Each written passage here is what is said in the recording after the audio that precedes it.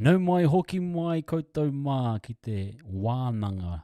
What's up, whānau, and welcome back to the Wahnanga. This is a series where we cover the Warriors and do a deep analysis of their performances against the teams they've played. This is episode 2, and we're going to break down the Warriors and the Broncos match. Now, we're going to get deep into the attacking style that we play, the pros and cons, and we're going to look a little bit at the Broncos and how they played. All credit to them. Well-deserved winners. We probably obviously didn't play our best, but there may be some reasons why that was, but we'll look into it anyway, guys. But welcome back. Give us a like, give us a subscribe, and share as well with those Warriors fans that you know. But welcome, guys, to the Wahnanga episode 2, and we're going to get started right now. Okay, guys, we're going to start off by looking at a specific play that we run, and that the Broncos had a plan on how they were going to approach and defend this type of play. Firstly, it's that play that we were very aware of where Tohu's at first receiver, and as you can see here that he's setting up to get that ball. And then you have a lead runner, which in this case is Adam, and then you have Sean right behind them. Now you're going to see the Broncos are going to have a plan to always jam the second receiver, or usually either Metcalf or Sean. And I've got a few examples here of that. So we're just going to break these down really slowly here. So as you can see, Tohu always gets that first ball, and then there's a lead runner, and then usually the shape is where Sean is quite deep in behind, and then they're going to run a second unit using Sean, and then Sean and Metcalf with forward there is going to be the decoy runner, and they're going to run this. It's a 2-block shape really of out the backs plays. But you can see that the Broncos had a plan straight away, and that plan was to jam those insides. Our halves. They've realized that our halves are the ones that are going to really initiate the offense. So if we can shut them down early, then that means we can limit the outside plays, and we trust that if we stop them first, that will slow down these types of plays here. And you can see here is that there's Reynolds jumping out, and then that impacts, and he brings Tony Staggs and Mariner with him.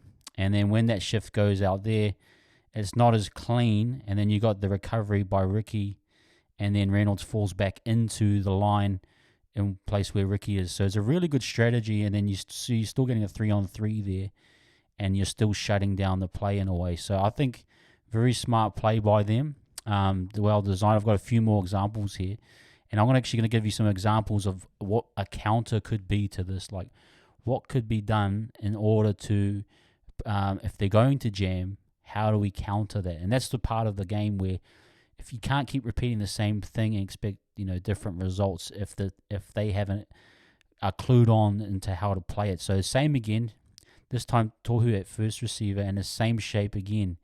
But then again, look, Reynolds is going to jam that, and that play is shut down immediately. So what is the counter to this play? That's the thing I'm asking myself. And this is the type of stuff that was struggling, and usually it's been working against poorer teams, but the Broncos, a well-trained, well-drilled team, are very onto it and can pick this up, and probably watch the amount of video to know that, okay, we shut these halves down, there's nothing that's going to really impact us, and we can play that risky where, you've got just Katoni and Mariner on the 3-on-2, well, we can play that risk because we know the ball's not going to get out there. So you're just seeing this example here. Same again. Okay, but this time I want to give you guys some insight of what we could have done here. Another option is, if you're going to do this play, is to have a C and K on the inside of Sean as a delayed pass, similar to what Cooper Cronk and Billy Slater used to do a lot of the time. If you're going to get a hard jam by your halves, you still want something on the inside to counter that. If they're going to shut it down from the inside, if Reynolds is going to shoot out, or whoever, Tony Staggs, you want an inside pass, and then someone coming on that angle like C and K to kind of prevent this. So you're going to see that there.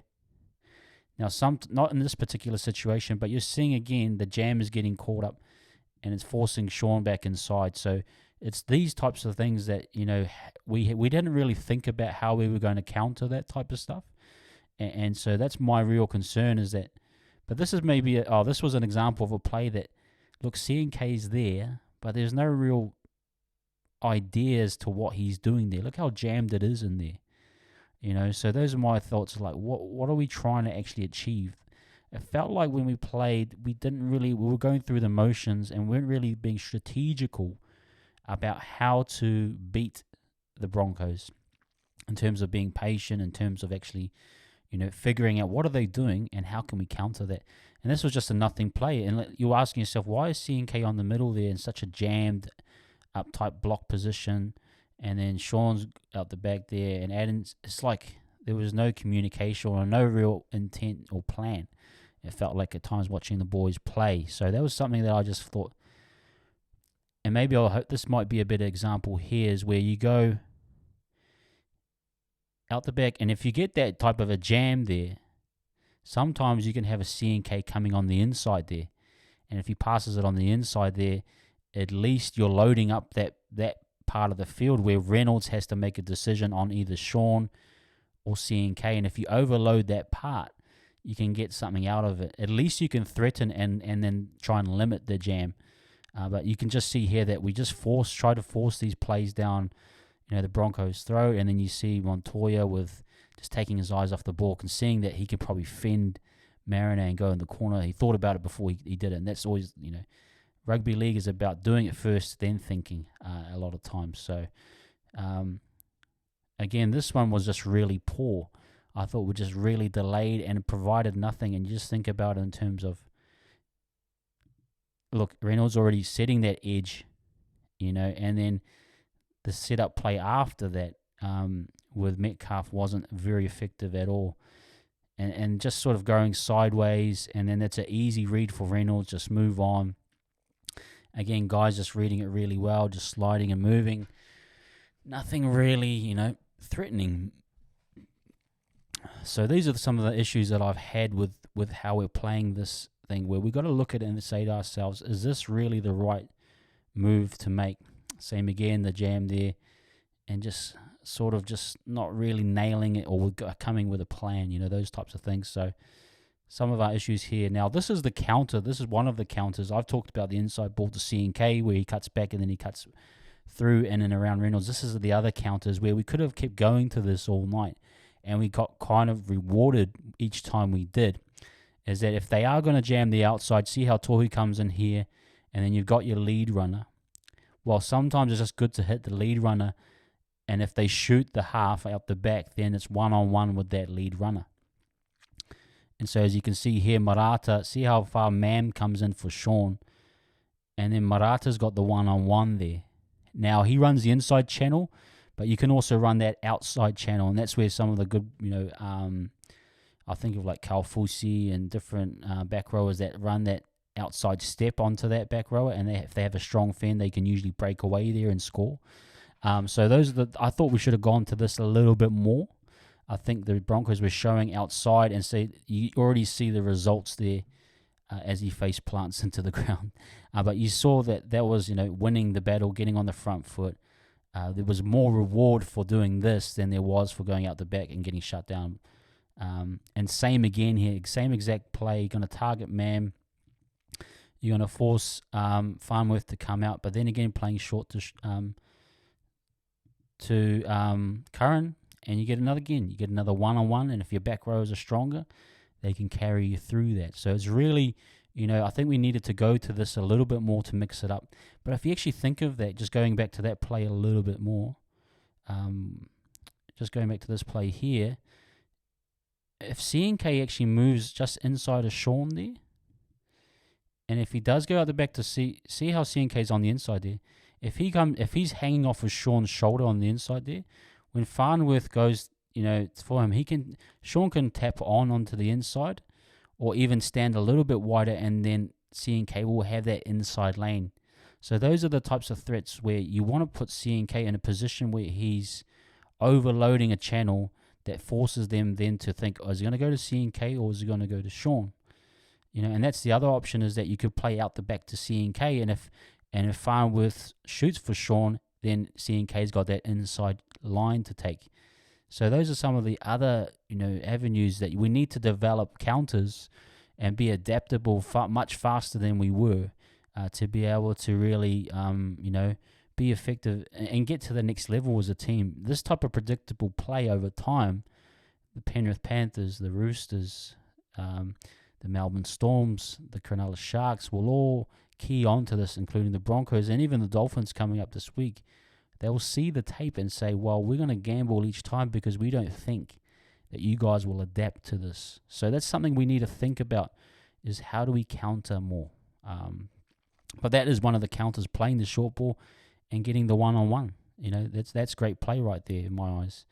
So, really kind of just thinking a bit more, in depth about what we want to do. Now, the best counter I found on Saturday night was actually getting Sean at first receiver. I think when they got out of this mindset of using Tohu as that first receiver pattern that we usually get into, that things started to happen when Sean started to take control. And you saw it on the other side with Reynolds. Reynolds really took control of the game, and he adapted. He was the first one to adapt to the situation, and he got the results that he wanted, whereas Sean, I believe, was a little bit too late to the party. But we needed more control from Sean. What this actually did was it actually stopped the jam in many ways. Presenting Sean at first receiver and even running across the field at times, it actually softened the defensive line a bit, similar to how Reynolds softened our defensive line. It was the same effect where Reynolds wasn't jamming as much when Sean got into the first receiver position and was either, creating or running across the line to create stuff. Now, this is just an example early on in the game where I thought, now this is a good shape here where Tohu's actually as a lead runner, and then Metcalf gets nice early ball. And look, this is a lot more effective instead of, one-up's good as well, and playing to the short ball to the forwards is good, but sometimes it's effective to go wide early in the tackle and get early ball to your centres, let them have a feel, give Pompey a feel. And if you actually think about this, even though he gets tackled, it's actually a better result. It's a positive result. You get a missed tackle there. If you're strong enough, you can beat Reynolds. He's a small guy, so you can still drive him forward. Then you're forcing Ricky into the tackle. You're getting more bang for your buck, should we say? So that's something that I was thinking that we really, didn't exploit, enough. And I think Sean getting into that first receiver role, and then just working either with just him and Metcalf, instead of Tohu adding that extra layer in at times, really helped our team. And you're going to see it again in this play, that Tohu just shifts the ball early and doesn't play that. And so it just softens that defensive line a bit. And now you're going to see Reynolds kind of retreat because he's paying a bit more respect. He can't get it to the Metcalf because there's no lead runner that he needs to check and go.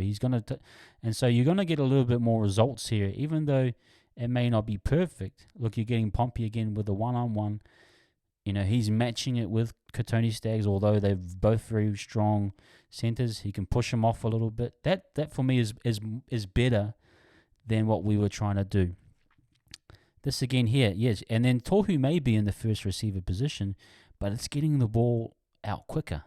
And then getting Sean in the positions where he can make the better decisions. Sean is more of a threat than Tohu is. And we can't overload that to where Tohu is doing more of the creating than Sean. Sean needs to be doing the majority of the creating, where Tohu has his moments, but not all the time. And so it's moments like this where Sean is in a stronger position. You get two lead runners, and that forces Mam into a decision-making position, and then it forces Farnworth out on an island there, and it's got the 3-on-2, and then with a bit of footwork, it's actually 2-on-2. 3-on-2, and then footwork there. 2-on-2, footwork there gets Farnsworth. Great work by CNK, and then that's when you get the 2-on-1 there, but that's through Sean, guiding the team around, and then nice draw and pass here by CNK, and just unfortunate. I think Dallin could have gone for the corner, but looked like Mam from different angles it looked different, but and again, look here, we're going straight to Sean out off the one off the ruck, straight away. That's what I was thinking, is that this is the type of play we needed to go to more, is getting Sean the ball straight away. We don't need that block play in the middle to try and suck in. We just need to go straight and target Mam, Farnsworth, and the other wing, I forgot his name, he used to play for us. Yeah, and so that's where, look, you get better results there by Sean engaging the line, and it makes the defenders question a bit more. Then you get a nice drawn pass, a nice squaring up by C&K, drawn pass by Berry, and nice finish, So those are things where when we saw Sean getting the first receiver, it was just a lot crisper and better. Same again here. Take out the Tohu equation there and just get straight to the point. And then this one is a nice, and that's the one I'm talking about, is that the outside shoulder, the back rower, instead of going inside shoulder, he actually redirects the outside shoulder. And that's where you can attack that channel if they're going to jam in like Farnsworth there, and you get the one-on-one with Mam. And then if you can be strong enough, you can get the offload to whoever's following through. But that's still a positive play, You're getting more bang for your buck by Sean being involved.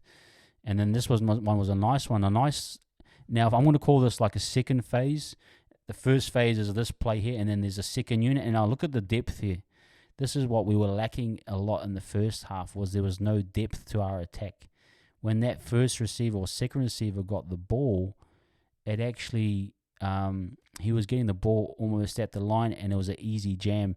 This one is a delayed play to the second unit, so I'm going to call it second phase play, and that's when you're getting more of a square up look with Sean, and then that's where he can call it, and he's got the double block there, and this is a really good pass, good line and puts Mam in that position where he runs for Curran, and then you get that perfect line there. Great line by Newcourt, beautiful line, and great tap on there.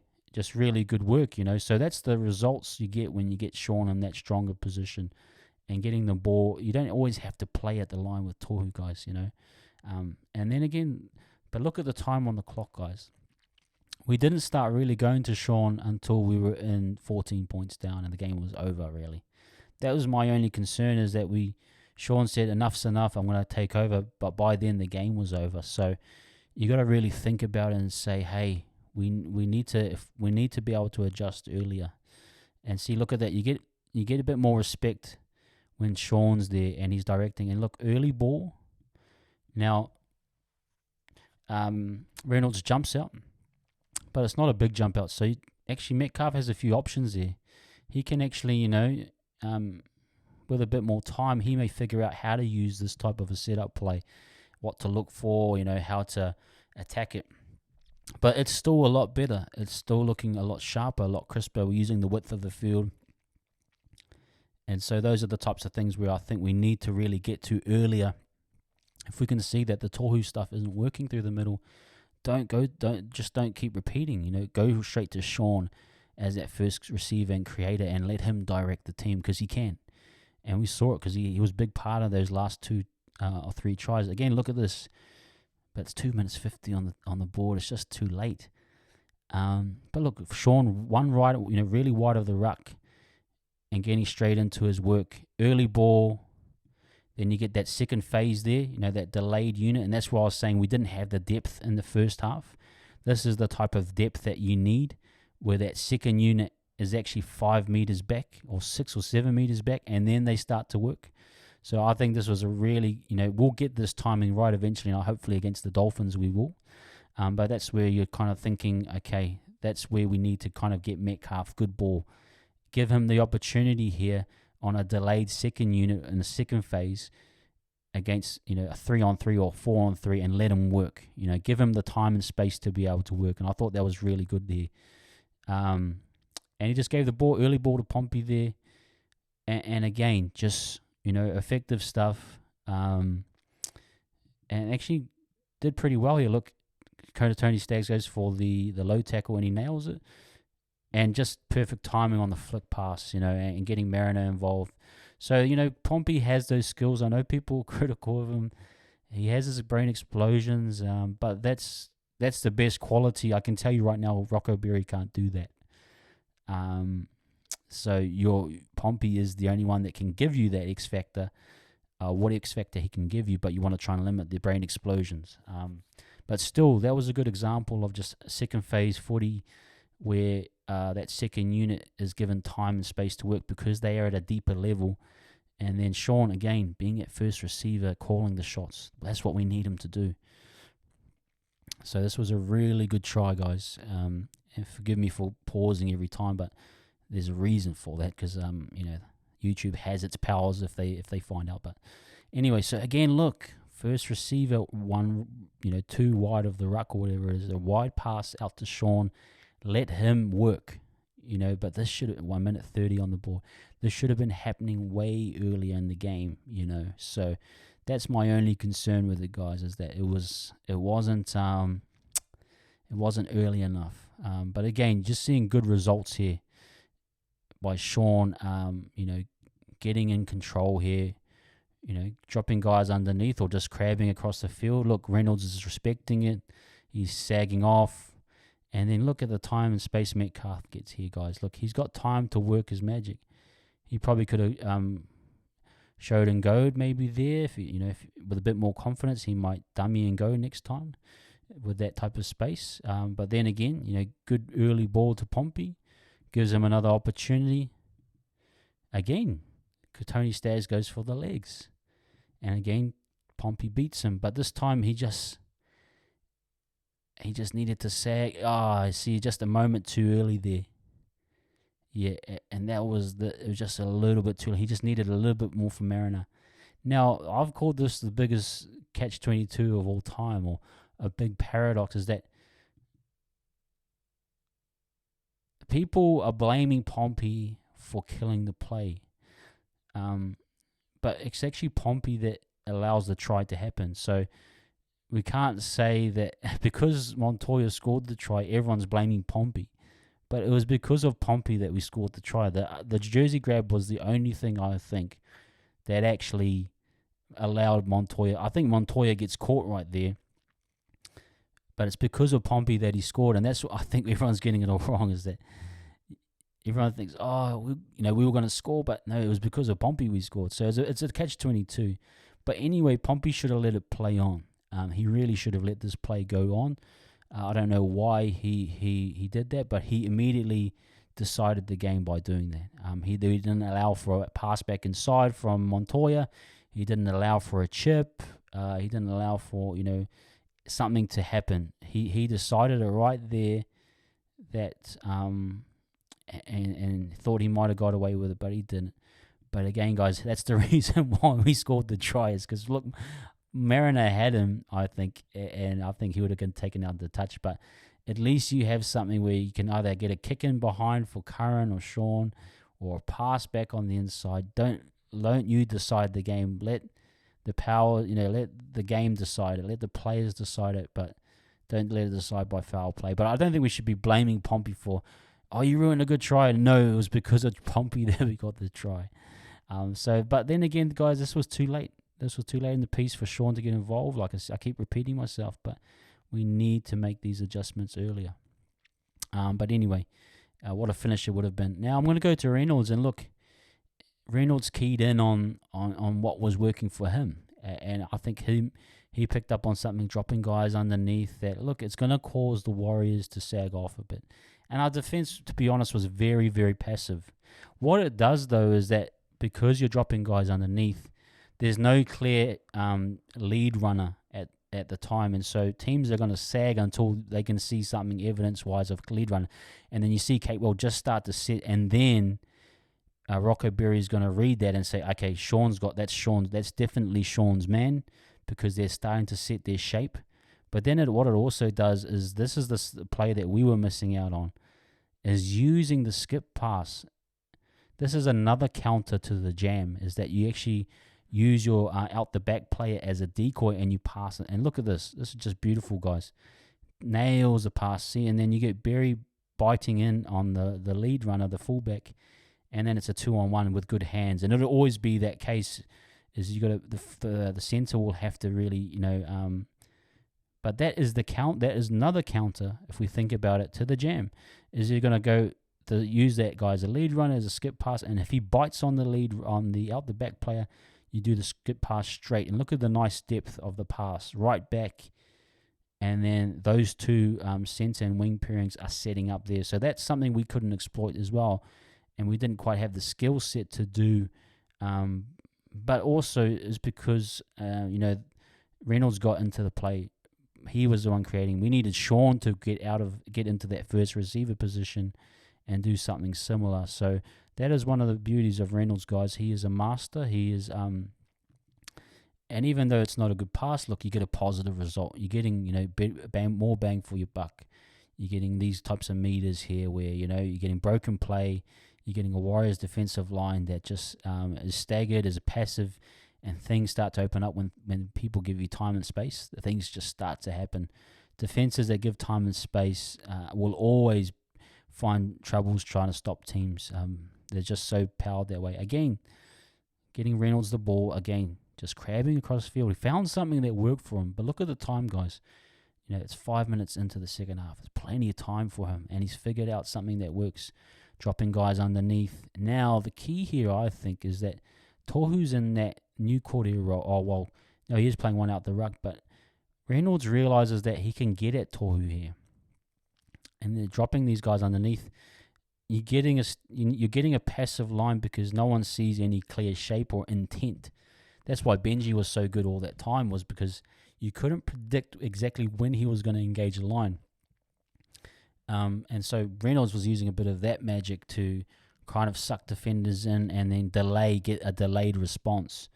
And then you get that from Tohu here. And that's not the first. We're going to see the second one as well. But look, that's such a good result for him to get a missed tackle from Tohu. And Tohu doesn't have that mobility that he used to have. So you're getting that type of, response from Tohu. I'm going to go back to that as well at some stage. Now, yeah, that's definitely a no try, but still, that's a positive result in Reynolds' head, and he's thinking, if I get that look again, I'm going to go back to it, So, and now he goes back to it. And look again, guys, only 4 minutes later, he's going back to that same play, drop someone underneath. See, and it forces our guys just to sit, and then you're not going to really know until he sets a shape. Now he sets a shape here, and then that's when he's going to throw that. And then you get, look, exact same position. You get Tohu stretching out because he doesn't have that mobility. And in fact, look where Newcourt is. Newcourt is in the center position. I think this might have been when Lussick went off. I can't remember. So you're getting these adaptations where, Newcourt would have been in that position and would have probably nailed the tackle. But because, Tohu's covering in at that second rower position because we're rejigging, he gets what he wants there. And then he gets Sean just to have a look.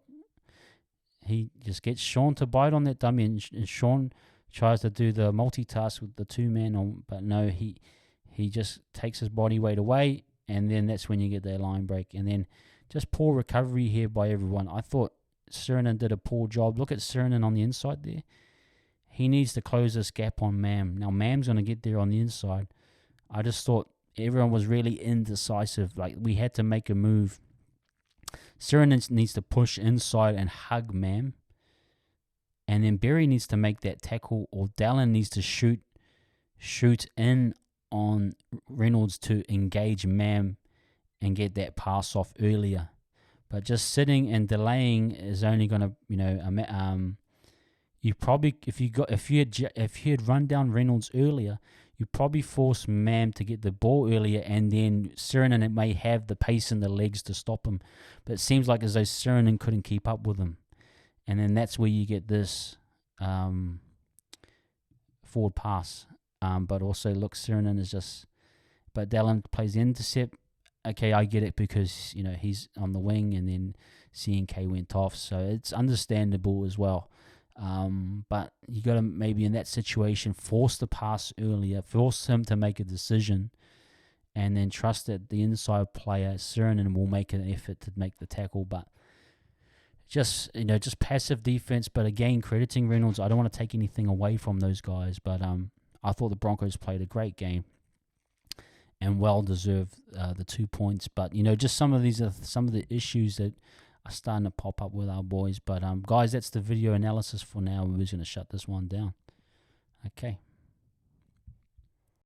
Okay, guys, there you have it. That was the Wahnanga episode 2. I hope you guys enjoyed that. Give me some feedback in the comments, what you think. We really highlighted the attack in this session, and we also highlighted Adam Reynolds. I thought it was great. But later on, we may see more things. I thought overall, defensively, we were very poor and passive. That is one area that we need to work on, especially coming up against the Dolphins. We need to be on our A game. But those are some of the areas I thought, especially on attack, we need to sort out adjustments. We need to sort out, getting Sean in stronger positions to be able to use his skills more effectively. And then also sorting out some of our defensive issues. We need to get back to our identity, that we are resilient. That wasn't a resilient performance on the weekend, just past, but we need to get back to that. And hopefully being back in Mount Smart with a little bit of a wake-up call, now that I've seen the team list as well of Barnett, Walker, and Egan back, which excites me very much so. I believe we will get back to our identity, and that is beating teams in the second half. We haven't been that team in the last few weeks. We've struggled with energy at times. We've looked flat in the middle of games when usually at the start of the season we would start off pretty poor, and then we'd come on with Jazz and Walker, and the game would lift. Now we have Barnett back with Walker and Egan. We're going to look to sort of build in the middle of the game and then finish off strong. The Dolphins are a very good side. Look, they have a strong identity of how they want to play. They will want to play through the middle. They will want to grind it out with us. Now, can we get on the back of Sean, CNK, and Tohu, and Egan, Barnett, Walker? Can these guys guide our team around with our young guys and get the job done? I believe we can, and I hope we can. But we're looking forward to that game, guys. But thanks again for coming to the Wahnanga. That was episode 2. Next week we will drop episode 3. But please like, comment, and subscribe, and share with any of your Warriors friends that may want that deep analysis. And but I hope you guys enjoyed it, and we'll catch you guys on the flip side. Peace.